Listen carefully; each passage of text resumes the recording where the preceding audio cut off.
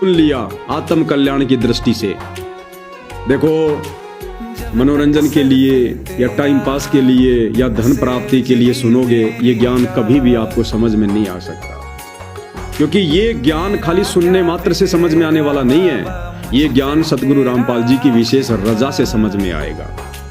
सुनने को तो भाई और बहनों, साधना टीवी चैनल पर पिछले 9 वर्षों से सत्संग चल रहे हैं। साधना टीवी चैनल के जो वर्कर हैं, जो मजदूर हैं, जो लोग वहाँ सर्विस करते हैं, जो रोजाना प्रतिदिन 1 घंटे का सत्संग चलाते हैं, उन लोगों की मजबूरी है वहाँ बैठकर सत्संग को सुनना, कि बीच में कहीं सत्संग बंद ना हो जाए, कोई डिस्टरबेंस ना हो जाए। तो भक्तों से ज्यादा, यानी भगत तो कभी कभार साधना टीवी चैनल पर सत्संग देखना मिस भी कर देगा, लेकिन साधना टीवी चैनल वालों की तो ड्यूटी है प्रतिदिन चलाना, उनको तो देखना ही देखना पड़ेगा। तो पिछले 9 वर्षों से लगातार साधना टीवी चैनल वाले संत रामपाल जी के सत्संग सुन रहे हैं। क्या उन्होंने नाम दीक्षा ले ली? क्या वो भगत बन गए? क्या वो ज्ञान उनके समझ में आ गया? क्या वो ज्ञान उनके अंतःकरण में उतर गया? 1% भी उनको समझ में नहीं आया। क्यों? क्योंकि वो लोग इस ज्ञान को उस दृष्टिकोण से नहीं सुन रहे हैं, नहीं समझ रहे हैं।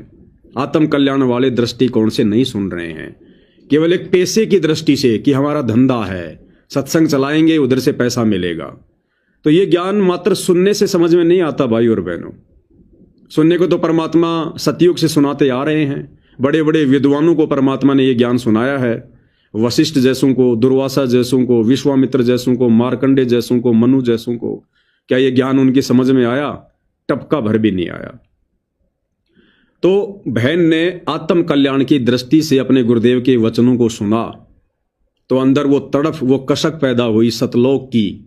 इस गंदे लोक में सर्व सुख होते हुए, यानी जो प्रारब्ध में बहन के जो सुख हैं, अच्छा खासा परिवार है, पति भी डॉक्टर है, खुद का मकान है, बच्चे भी हैं, कोई कमी नहीं है, परमात्मा भी मिल गया, फिर भी अंदर जो एक बेचैनी है, जो एक तड़प है, एक कशक है, जो एक कमी, एक खोखलापन हमेशा महसूस होता है, वो उस ज्ञान के कारण, उस ज्ञान ने अंदर बेचैनी पैदा कर दी, हलचल पैदा कर दी।